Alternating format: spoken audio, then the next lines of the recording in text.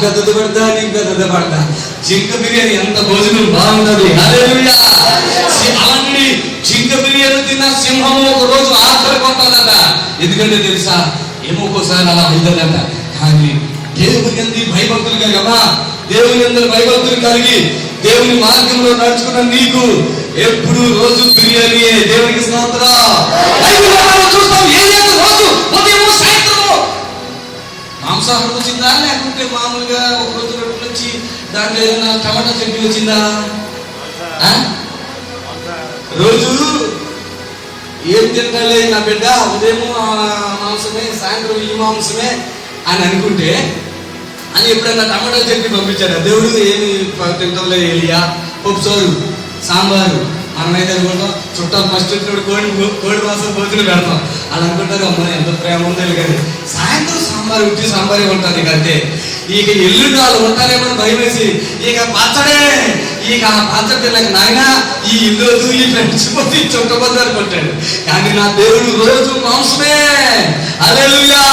ఇశ్రాయేలీయులు ఆ అరణ్యంలో నడిచినప్పుడు ఏం జరిగిందో తెలుసా? రోజు మాంసమే. సభలో స్తోత్రం చెప్పండి. ఉదయం మాంసమే, మధ్యాహ్నం మాంసమే, సాయంత్రం మాంసమే. ఏ మాంసం తెలుసా? ఎవడు పెట్టలేని పూరేడి మాంసం. Praise the lord. హల్లెలూయా. ఒకవేళ ఒక మేకను కోయొచ్చు, ఎద్దును కోయొచ్చు, లేదంటే కోడిని కోయొచ్చు, కానీ రోజు పూరేడే పెట్టాలని నా దేవుడు ఆజ్ఞాపిస్తే పూరేళ్ళే వచ్చేసి మారిపోయాయి అక్కడ. ఇశ్రాయేలీయులు ఆ మంచి భోజనాన్ని పూరేడి మాంసంతో మంచి భోజనం వారు తిన్నారు. దేవుని స్తోత్రం చెప్తాం. హల్లెలూయా. నువ్వు దేవుని నమ్ముకుంటే ఒకరోజు ఒకసారి అన్నారు, అయ్యా నువ్వు ప్రార్థన చేసి కాచి మాకు రోజు అనకూడదు, కానీ అసలు పప్పుచారు ఏంటో కూరగాయలు ఏంటో మాకు తెలవదు, రోజు మేము బాగా మాంసమే తింటున్నాం. దేవునికి స్తోత్రం. రోజు మాంసం. నేను కూడా రోజు మాంసమే. Praise the lord. మీరు చాలా మంది పప్పు పప్పు పప్పు మీరు ఎప్పుడు పప్పురా అంటారు. అవునా? ఒకరైతే పచ్చలే. ఆ కాలంలో అయితే రోజు పచ్చళ్ళు తింటారు. రోజు దానికంటే పచ్చళ్ళు మళ్ళీ ఏదో అంటున్నారు అన్నమాట. ఏంటది ఒట్టుకూర ఏదో అంటారు. వద్దు, మాంసం తినాలి. రోజు దేవుని బిడ్డలు బలంగా ఉండాలి, దృఢంగా ఉండాలి, గంతులు వేయాలి, కురుకునేటువంటి తోడలాగా గంతులు వేయాలి. Praise the lord. హల్లెలూయా. ఆశీర్వాదం మీద ఆశీర్వాదం, దేవుని మీద దీవెన, కృప మీద కృప. యేసు ప్రభు మీ కుటుంబం మీద కృపణించబోతున్నాడు. హల్లెలూయా. ఎవరు భేదాలకు ఉండటానికి వీలేదు, ఎవరు ఆగమనతో అలమటించుకోవటానికి వెళ్ళలేదు. నువ్వు అలమటించిపోతున్నావంటే, రోజు మీ ఇంట్లో పప్పే వండుతున్నారంటే, రోజు మీ ఇంట్లో ఆ చట్నీ ఉంటే నువ్వు దేవుని ఆశీర్వాదం నీలో లేదు. దేవుని ఆశీర్వాదం నీకు లేదు. దేవుని దీవెన నీకు లేదు. దేవుని దీవెన నువ్వు పొందుకో. ఇంకా కొంతమంది కాలినాడికి మీద వెళ్తున్నారు, ఇంకా కొంతమంది గుడిసెలో ఉన్నారు. దేవుని దీవెన నీకు లేదు. దేవుని దీవెన కావాలా? నీ అపవిత్రతను విడిచిపెట్టేసేయి, ప్రభు దగ్గరికి వచ్చేసేయి. హల్లెలూయా. హల్లెలూయా. రోజు చికెన్ బిర్యానీ, మటన్ బిర్యానీ, మంచి వస్త్రాలు, మంచి పొజిషన్. ఒకటి కూర్చుంటే కూర్చునేది, నన్ను కూడా చాప మీద కూర్చోబెడుతున్నారు. ఇక రేపు టీవీలో వాక్యం చెప్పి నాకు పెద్ద సింహాసనం మీద నీళ్ళు కొద్ది నేను కిందే కూర్చోవాలా? కొంతమంది కిందే కూర్చోవద్దయ్యా మాస్టర్ గారు మళ్ళీ అని చెప్తారు. మాస్టర్ గారు మీరు కూర్చున్నాక మా ఇంట్లో కూర్చోలేదు. ఎంత దారిద్ర్యం. కుర్చీలు ఉండాలి, మంచి కుర్చీలు ఉండాలి. ఎప్పుడైనా నేను మీద అందరిలోకి రానండి. ఎవరికి వస్తా తెలుసా? ఇదిగో మెంబర్షిప్ ఎవరైతే తీసుకున్నారో వాళ్ళకి వస్తా. ఇక్కడ అది కొన్ని తప్పులు పడ్డాయి. 2012 అనేటువంటిది పడుతుంది. తర్వాత మీ పిల్లలు, మీ బర్త్డేలు డేట్, మీ మ్యారేజ్ డే, మీ డేట్ అన్ని ఇక్కడ ఉండాలి. దీని మీద మీ పుట్టిన రోజులు, మీ పెళ్లి రోజులు ఇక్కడ రావాలి. ఒక ఆశీర్వాదమైన వాక్యంతో మీరు ప్రతి జనం ఇక్కడ చూడగానే దైవజనుడా నా దగ్గరే ఉన్నవనుకోని అట్లుగా దైవజనుడి మొక్కను చూసి వెంటనే ప్రార్థన చేసి, దైవజనుడి గురించి ప్రార్థన చేసి, సంఘం గురించి ప్రార్థన చేసి, దైవజనుడి యొక్క ప్రయాస ఏంటి, ఆయన ఏమి భావం కలిగి ఉన్నాడు, ఏమి ఆయన బిడ్డలా కోరుకుంటున్నాడో అది నెరవేర్చు ప్రభు అని ఆ దైవజనుడి పొడి వైపు చూసినప్పుడు వెంటనే మీరు ప్రార్థన చేయాలి. మీ ఇంట్లో విశ్వాసంగా ఉండాలి. మీరు దేవుని భయభక్తులు కలిగిన వారు ఉండాలి.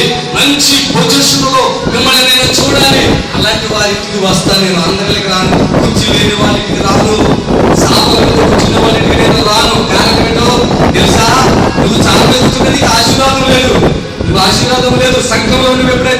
దేవుని సేవకుడు చెప్పినట్టుగా దేవుని కానుకలు దేవునికి దశమ భాగం నీకు ఆశీర్వాదం ఉందే. నీ గుడిసెలకు నేను రాను, కారణం మార్పు చెందు, నీ అపవిత్రతను విడిచిపెట్టు. నువ్వు దేవుని బిడ్డలు యేసుక్రీస్తు ప్రభు ఈ భూలోకానికి వచ్చిన ఒక ఉద్దేశం ఏంటి తెలుసా? ఆయన ధనవంతుడై ఉండి, ఆయన శ్రీమంతుడై ఉండి, ఆయన గొప్పవాడై ఉండి ఆ పరలోక రాజ్యంలో విడిచిపెట్టకూడదు భాగ్యం అని ఆయన ఎంచుకోకుండా, నువ్వు దరిద్రుడు అయి ఉండగా నీ దరిద్రతను ఆయన తీసుకుని నిన్ను ధనవంతుడు చేయడానికి నీ కొరకు ఆయన దరిద్రుడయ్యాడు. నా ప్రభు యొక్క ఉద్దేశము నీ కుటుంబంలో నెరవేర్చబడట్లేదు కాబట్టి నీ పేదలకు నేను రాను. నీ దరిద్రకు వచ్చి నువ్వు ప్రొఫెసర్ చేస్తే దాన్ని నేను భోజనం చేయను. నువ్వు కూర్చుని లేకుండా దరిద్రం అనిపిస్తున్నావు. ఈ రోజు ఒక భార్య భర్త పనిచేస్తే 500 రూపాయలు మినిమం వస్తున్నాయి. 500 రూపాయలు నువ్వు కుర్చీ కొనుక్కోవచ్చు, కానీ నువ్వు ఒక కుర్చీ కొనుక్కోలేకపోతున్నావు. నీ దగ్గరకు వచ్చి నీతో పాటుగా నీ దరిద్రంలో నేను పాల్గొంది నిన్ను నేను అలా చూడలేను. నా వల్ల కాదు, ఎందుకంటే నా దేవుడు శ్రీమంతుడు, ఆయన ఉన్నతమైన వాడు. ఈ రోజు నేను కనీసం 3000 రూపాయలు ఇంట్లో నువ్వు ఉండలేకపోతున్నావు. ఎంత దరిద్రం కలిగి ఉన్నావు. ఈరోజు నేను ఎవరి కోసమైతే ప్రార్థన చేశాను, దేవుడు వారందరికీ కూడా మంచి మంచి ఇల్లు ఇచ్చాడు. దేవుడికి స్తోత్రం కలుగుగా. హల్లెలూయా. నేను చెప్తున్నాను, ఈ విషయాలు ఎవరు ఇంత తేలిగా ఇంత దమ్ముతో వాక్యం చెప్పలేరు, నిజమా కదా? కానీ నేను చెప్తున్నాను, నీకు ఆశీర్వాదము నీకు పొందుకోవాలంటే గుడ్డులో పిల్ల ఉంటుంది, లోపల తల్లి పైన ఉంటుంది, కానీ తల్లి పడవలో ఆ గుడ్డులో ఉన్న పిల్ల బలంగా ఉంచుకుని ఆ గుడ్డులోని బయటకు వస్తుంది. అవునా కాదా? కొన్నిసార్లు ఆ గుడ్డులో రాకపోతే ఊరుములు మెరుగుతుంది, పగిలి బయటకు వస్తుంది. అవునా కాదా? అన్ని తల్లి పొడిగా ఇలా పొడిచి తీరు, కొన్ని ఆటోమేటిక్ గా బ్రతకాలి. నువ్వు ఆటోమేటిక్ గా ఆశీర్వాదం పొందాలి. దేవుడి వాక్యానికి విధేయత చూపించి విశ్వాసంగా నడవాలి. ఆలోచి పిల్లు కాకులకు ఆయన ఆహారం పెడుతున్నాడు. దేవుడికి స్తోత్రం కలుగుగాక. హల్లెలూయా, హల్లెలూయా. వారిని పోషిస్తున్నాడు. లోకసువార్త 12:24 చదవండి. లోకసువార్త 12:24 ఆయన తీసి లోకసువార్త 12:24 గంట చదివి నా సహాయం చేయండి. కాకుల సంగతి విచారించి చూడుడి, అవి వింతము కోయము దర్శలేదు కొట్టు లేదు. మీ దేవుడి వాటిని పోషించుచున్నాడు. హల్లెలూయా. మీ దేవుడు వాటిని పోషించుచున్నాడు. హల్లెలూయా. మీ దేవుడు వాటిని పోషించుచున్నాడు. నిన్ను కూడా పోషిస్తాడు. భయపడుతున్నావా సహోదరుడా? భయపడుతున్నావా సహోదరి? దేవుడు ఎలాంటి వాడు చెప్తాను నేను. ఆ శరీర బతికి వచ్చి కిందకి చదివితే దేవుడు ఏం చేశాడు? వాకిని కాపేశాడు కదా, నీళ్ళు కాకపోతే కాకి భోజనం పంపించడం మానేశాడు కదా. ఈ దైవజనుడితో చెప్తున్నాడు, ఒకరి గతంలో సాలెపాతు వెళ్ళు, శబరోని సాలెపాతు వెళ్ళు, అక్కడ ఒక యదవరాలు ఉంది అన్నాడు. ఆ యదవరాలు పేరు చెప్పలే, మొక్కలు చెప్పలే.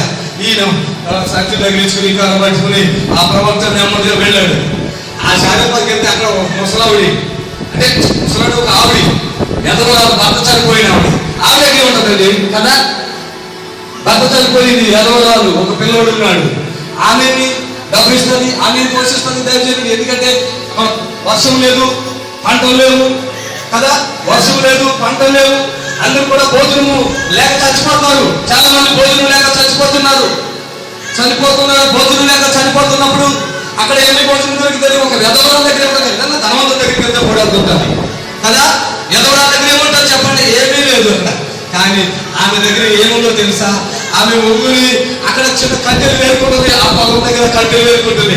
ఏరుకుంటున్న ఆమె దగ్గరికి వెళ్ళి, అమ్మా అదిగో నువ్వు కొంచెం నీళ్ళు అండి.